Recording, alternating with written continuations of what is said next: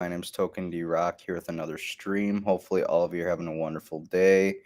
It is Wednesday, December 21st, 9:16 a.m. Central Standard Time. Crypto market cap sitting at $809 billion. Bitcoin dominance sitting at 39.9%. ETH dominance sitting at 18.3%. Bitcoin holding just above $16,800. ETH sitting at 1214. BNB 248, Dogecoin 7.3 cents, Cardano 25.26 cents, Matic just below 80 cents.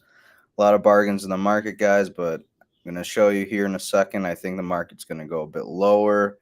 Here we have the Dow Jones Industrial Average moving upwards, but I think ultimately we're going to bonk our head somewhere around here, if I were to guess.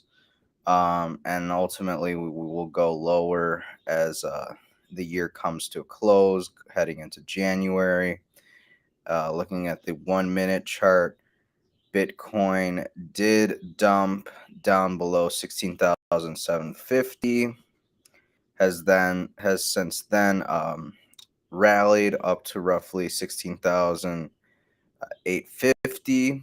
Looks like it's facing some resistance from the bears.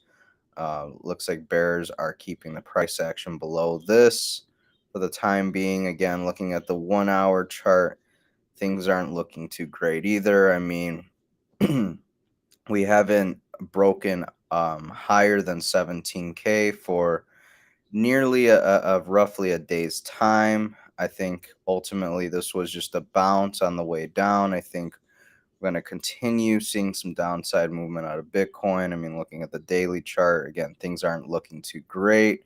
What was once support just about a week or two ago is now a resistance for us, has flipped.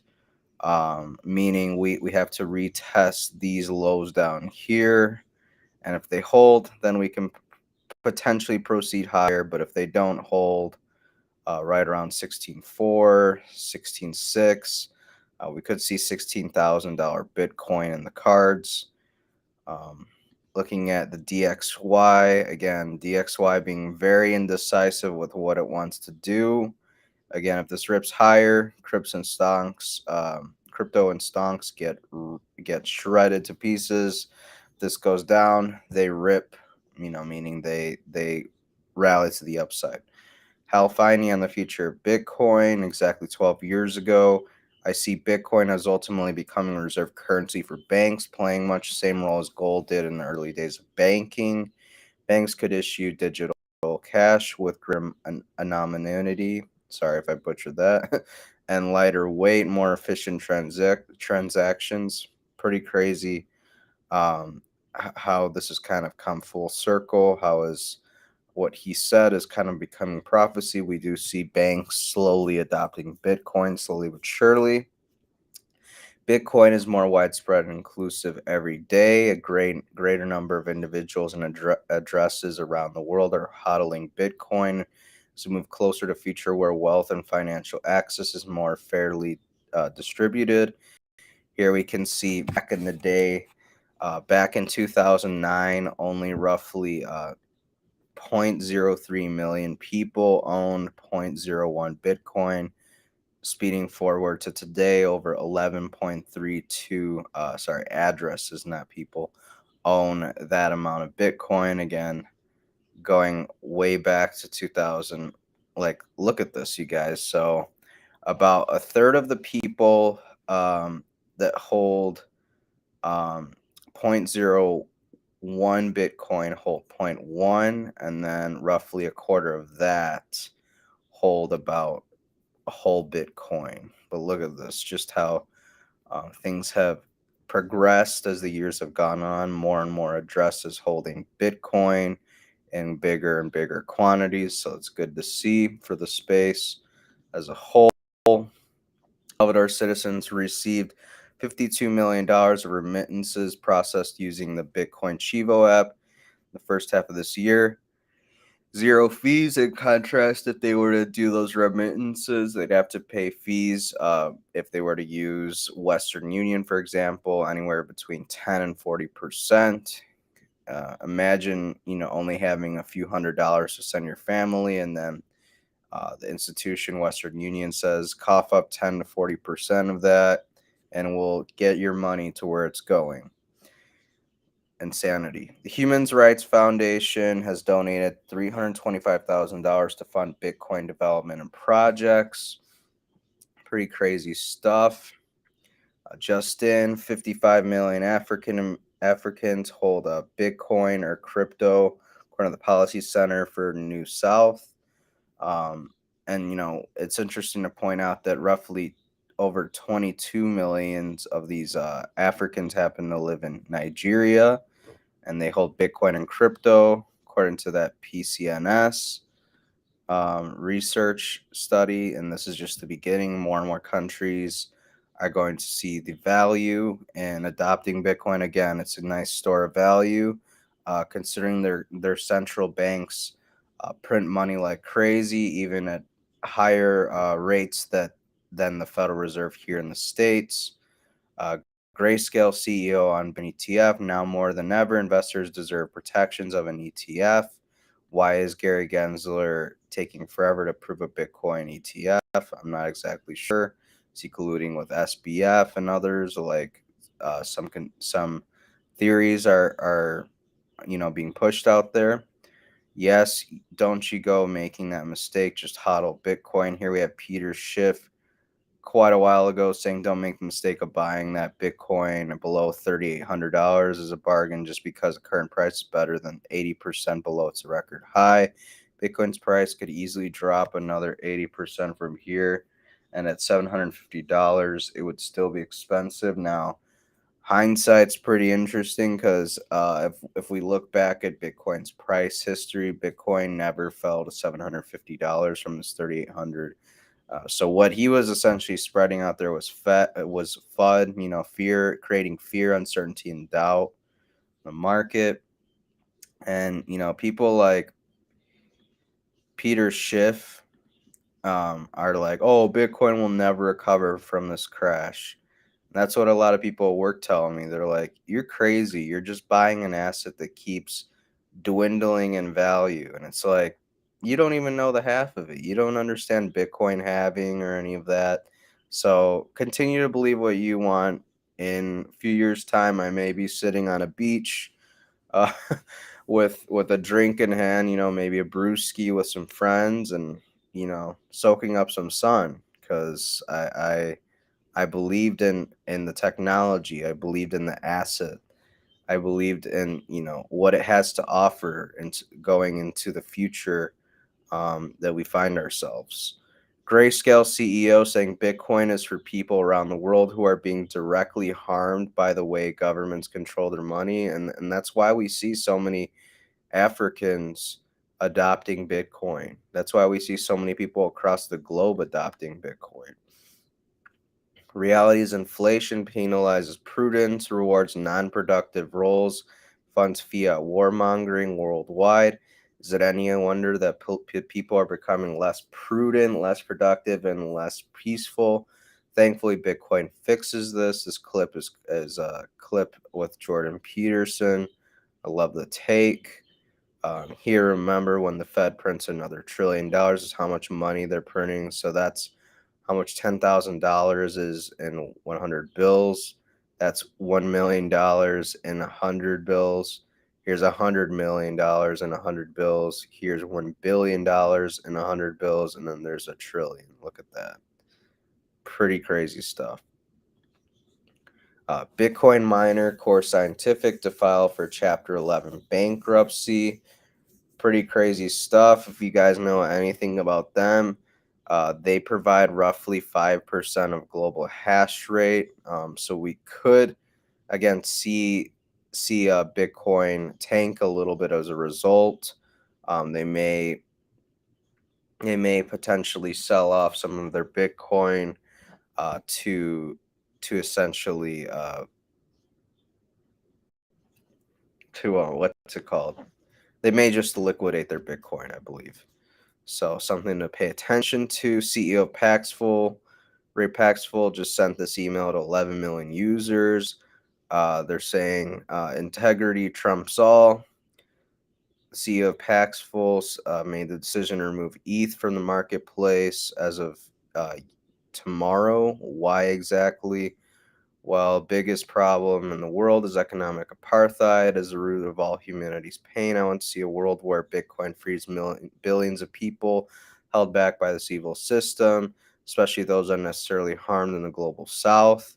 And that's the thing, like Bitcoin severely helps, sorry, it tremendously helps the people of the global south because a lot of them rely completely on the World Bank and the IMF and such. So when we print like crazy, that loan that they took out from the World Bank and the IMF, um, it makes it harder for them to repay that amount, which means they will have to take on another loan, and it's a vicious cycle. So more and more countries are going to step away from the global, in the global south from the U.S. dollar and such.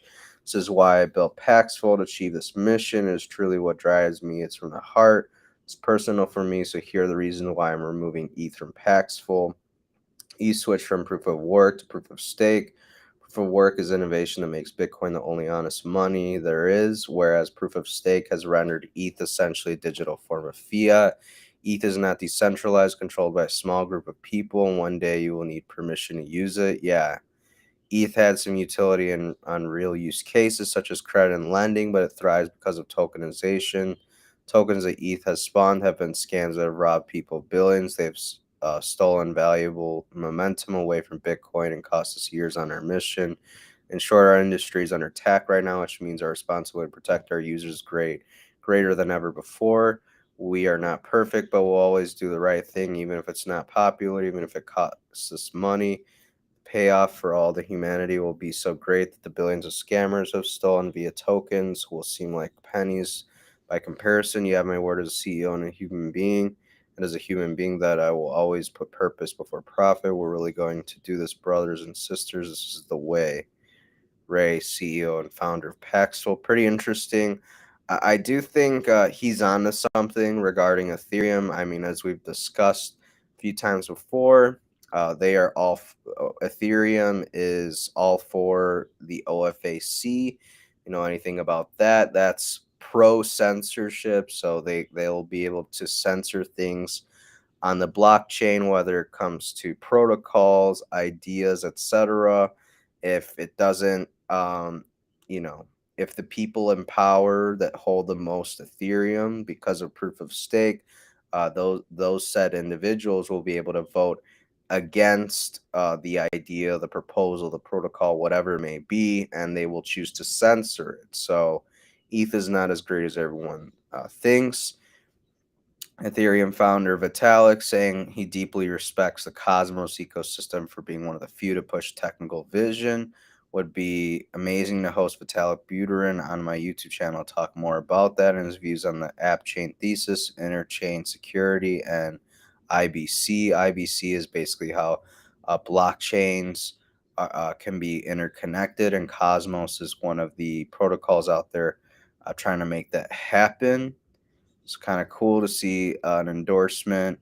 Here we have a person saying, "Would you rather have $100 or 100 soul?" Personally, I'd rather have 100 soul, but I would just take that soul and convert it into Bitcoin or some other altcoin that I have more conviction in. That's just my personal take. I'd probably just convert into Bitcoin, to be fairly honest with you guys. I'm not a big soul fan. I used to be a big soul guy, but after the outages, the basically intertwining of it and FTX and such, I'm not such a soul bull anymore. Which altcoins are you guys accumulating for the coming 3 to 6 months? I'm not going to be doing a whole lot of accumulating for altcoins. I might buy a few here. We're going to be frank with you guys, taking a look at the top 100. I may buy some Dogecoin. I may buy some Link, some Cosmos. And if we go further down the list, um, There's really not a whole lot of altcoins that I'm going to be purchasing. That may hurt me in the long run. I may regret that decision in the long run, but I think right now, considering everything, it's probably best to just play it safe and don't be aping into altcoins right now. Stick to Bitcoin. So here we have Rob from Digital Asset News talking about how BlockFi is addressing their customers very, very quickly after the insolvency issue or the bankruptcy issue. They released an email just yesterday saying today we took an important step toward our goal of returning assets to clients through our Chapter 11 cases.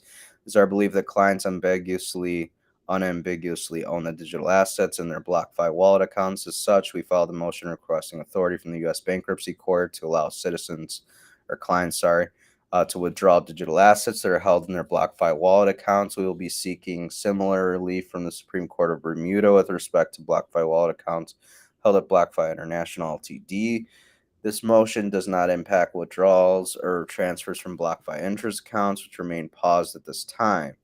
Now, Rob comments on this, says it's only been about 3 weeks and BlockFi is moving to allow users to take their crypto out of the platform. Excellent job, BlockFi. How about you, Celsius Network? Still holding on to the dream of Bitcoin mining or new business model to make everyone whole? Hashtag doubtful. Yeah, not a great look for Celsius. I mean, we have Binance potentially buying Voyager. We'll see what comes out of that. But at least we're seeing the ball move with that. And BlockFi has been very, very quick to address these issues, which is good to see. That's what we want to see from companies that take on too much risk. They do risky behaviors and such. Take loans that they shouldn't be taking. Well, BlockFi looks to be doing the right thing. In comparison, Celsius not so much. That they're just um, they just keep asking for higher salaries for their employees. What are the employees doing at this current time? I'm not exactly sure. It just blows my mind that there's not more outrage over that. Anyways, BlockFi tweeted this out yesterday, saying, yesterday we filed a motion requesting authority to allow clients to withdraw digital assets that are held in their BlockFi wallet accounts, as it is our belief that clients ambiguously own these assets. Meanwhile, Celsius Network will allow less than $50 million to be withdrawn. Congrats to 69 people who get some money back from Celsius Network. Like, it's crazy what Celsius is doing. They became insolvent well over half a year now, and they're not returning funds. What gives? Like, again, I would be more than happy to just take a quarter of the money that I had on there and put it in Bitcoin, or keep it on the side for if we go lower. But Celsius looks like they're not going to be giving us our funds back anytime soon, if at all. FTX new management says the company is located over $1 billion in assets, including $720 million in cash. What does this mean for FTX moving forward? Not exactly sure, but pretty interesting development. FTX seeking the return of charity and political donations that were made on behalf of Sam Bankman-Fried. While this is great, I think the damage is done. Political campaigns that got that money, got it and used it more or less. I hope this money, return gets returned, but time will tell. Here we have central bank governor of India saying the next major financial crisis could come from cryptocurrencies. Heidi at Blockchain Chick says definitely not from the 1.5 quadrillion in derivatives out there. Nope, definitely not that. Don't mind the massive inflation that we've seen across the globes as central banks around the world have decided to make the money printer go burr. That's definitely not causing major financial crisis. Don't look over there. Wells Fargo fined $3.7 billion for breaking the law. Just another day in banking. They're agreeing to pay $3.7 billion over illegal fees and interest. Let that sink in. Wells Fargo is being fined $3.7 billion for the mismanagement of customer loans. But yeah, crypto's a scam, you guys. And here we go. GIF with new mortgages down 47%. U.S. lenders are starting to go bankrupt. Could this one factor trigger the worst surge of failure since 2008? I certainly think so. Again, I think we're going to see a cascading of the market here in the next 3 to 6 months. Never in the history of our economy. We'll see very quickly in 2023 how many markets react. When it comes to unemployment figures, S&P 500 performance, inflation numbers, defaults on loans, whether it's cars, houses, etc., home equity being drained potentially, real estate industry as a whole taking a shit. Fed is moving historically fast to tame inflation. As you can see, the Fed is moving the fastest it ever has, but you could argue that's because the stupid money printing that we did in 2020, it said something like a quarter to a third of the money uh, printed in existence was done within a year span of surrounding COVID. Pretty crazy stuff. Amazon becomes the first company to lose $1 trillion in market value, the biggest loss in history. And if you recall, a few weeks ago, Jeff Bezos, CEO of Amazon, basically said that everyone should hold off on buying fridges, furniture, etc.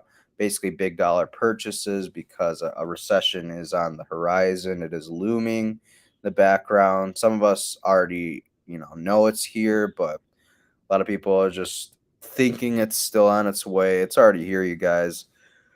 We're starting to feel the pain of it this year. Probably going to feel it quite a bit next year. Tesla freezes hiring and warns employees of layoffs next quarter. Again, companies across the board are doing layoffs. They're not hiring anymore. They're essentially tightening the belt for their respective company. Meta is under EU antitrust investigation and could be fined 11 billion. Things just keep getting better and better for Mark Zuckerberg over at Meta. Government is running a psyop on you with your own tax dollars, deceiving you through social media. I would strongly recommend you read Twitter Files Part 8, 1 through 8, to be honest. Quite eye-opening stuff. Not going to go too much into detail, but they're using your tax dollars to basically feed you propaganda into believing the latest narrative when it comes to what the establishment wants you to believe and see. Everything's not as it seems, you guys. Just a reminder, the FBI buried the Biden laptop story back in 2019. What's on it? Remember, Joe Biden was the architect of the 1994 crime bill that sent millions of people to prison for doing what his son is doing here. Joe Biden's son, Hunter Biden, is literally on film smoking crack, um, weighing it out on a scale and stuff, doing horrendous things. Um, and this guy is sending people to jail over a gram of pot. Like, let that sink in. Corruption at its finest. And these same people, they're the same people talking about January 6th and how it was the greatest attack on our nation since the Civil War. Look at these peaceful remarks. There needs to be unrest in the streets. Kamala Harris says protesters should not let up. Maxine Waters says if you see anybody from that cabinet in a restaurant, in a department stores, at a gasoline station, you get out and create a crowd and you push back on them and you tell them they're not welcome anymore. Nancy Pelosi, and meanwhile, says, I just don't know why there aren't uprisings all over the country. Maybe there will be. These are the real domestic terrorists we need to be focusing on, not convicting and trying the people that stormed the Capitol. Again, I need to express this once more. I do not agree with the actions of the people who tried to overturn the election or whatever the narrative is, but to try them as terrorists, and I don't know, it's crazy how we don't hold these people accountable. You would think that we would hold people in political office to a higher standard, but clearly not. We hold them to lower standard. This is insane.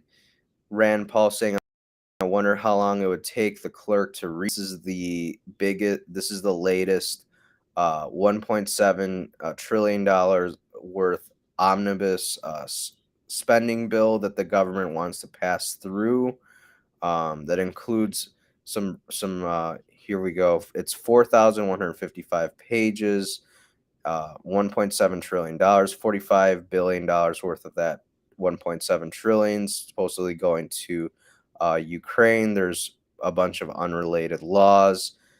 Don't tell me you defend democracy if you support one bill once a year that funds everything written behind closed doors by a few insiders with insufficient time to read before voting. And that's the thing. They give these representatives like a few hours and maximum maybe a day or two to read 4,155 pages. Like, let that sink in. It's disgusting.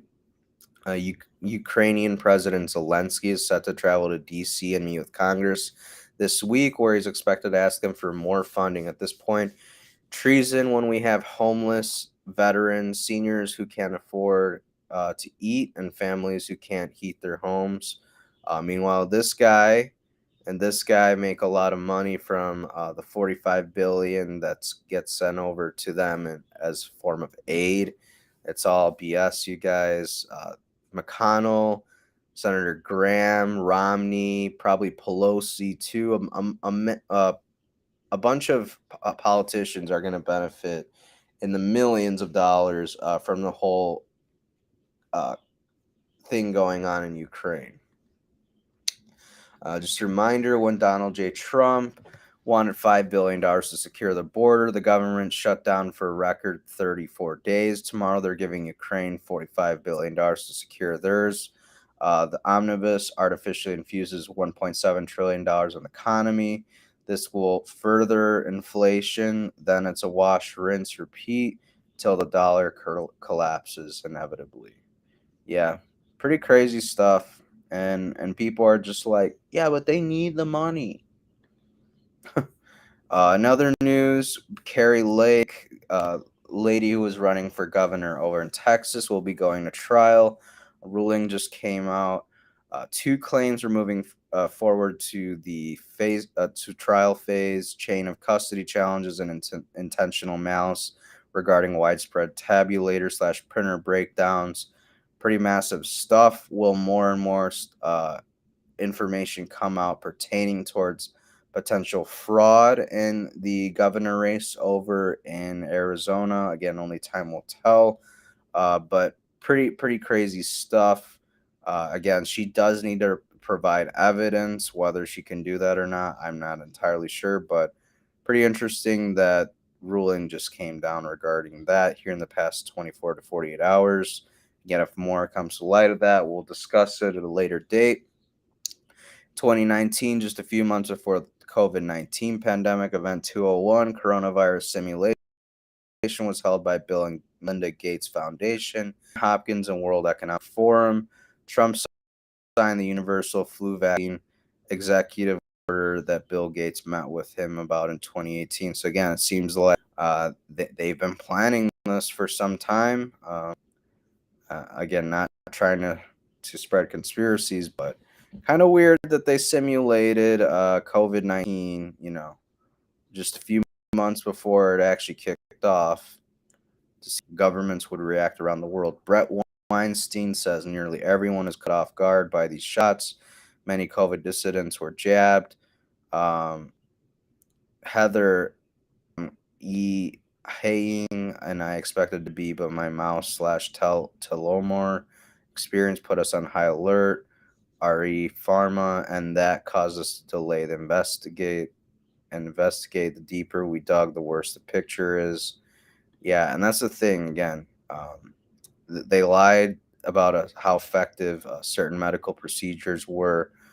Thomas Massey saying, I'm reluctant to share this fear porn, but it needs to be said that 92% of China is vaccinated due to their zero COVID policy. What they don't have is widespread natural immunity, and that's why we see so many people in the hospital over in China.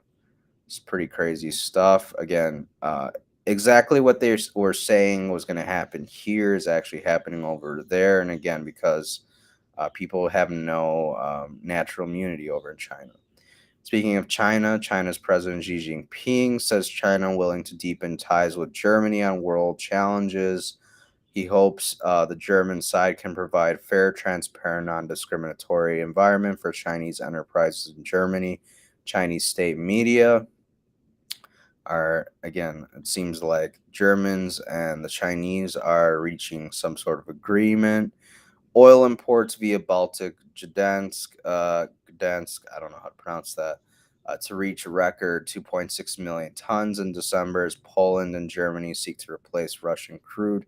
As we discussed the other day, Germany made the statement the other day that they won't take a drop of Russian oil in the year 2023. Poland looks to be doing the same thing. Poland's PKN Orlen says it will not extend the contract for Russian oil, which is set to expire in January 2023. So more and more countries moving away from Russian oil in the EU. How will this play out? Well, we've seen how it plays out. Not the best for the citizens of Germany and Poland and other citizens in the EU. And I'll leave you guys with this. I don't know who needs to hear this, but your 2023 is going to look exactly like 2022 unless you change.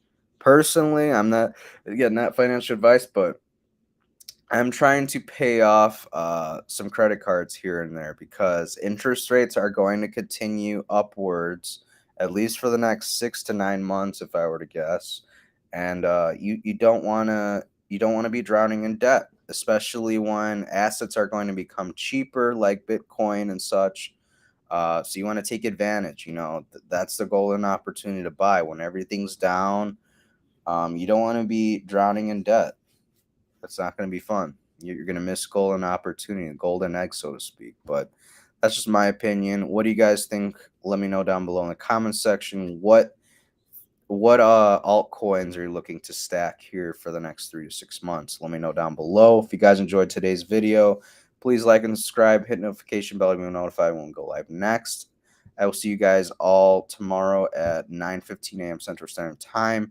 Until then, I hope you guys take care and invest wisely.